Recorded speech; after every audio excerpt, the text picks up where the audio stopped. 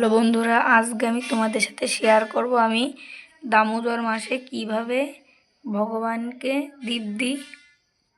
তো এই দেখো, তুলো পাকিয়ে নেব। তুলো বের করে এই যে নিয়েছি, আর ঘিয়ের প্রদীপ জ্বালাতে হয়। এই দেখো, আমি কিন্তু তুলো নিয়ে নিয়েছি, আর এই যে এবার ঘি নেব। তো এই দেখো, ঘিয়ের প্রদীপ সাজানো হয়ে গিয়েছে, এবার আমি ধরাবো।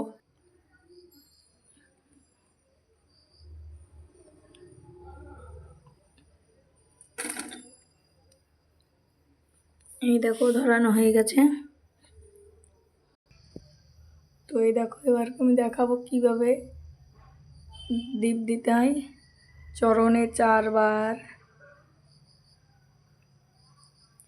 নাভিতে 2 বার, মুখমণ্ডলে 3 বার, সর্বাঙ্গে 7 বার ঘুরিয়ে দেখো ভগবান দামোদরের কাছে আমি রেখে দিলাম। আমি একটু মাথায় নিলাম প্রদীপের তাপ। এই দেখো আমার ভগবান দামোদর কেমন হয়েছে।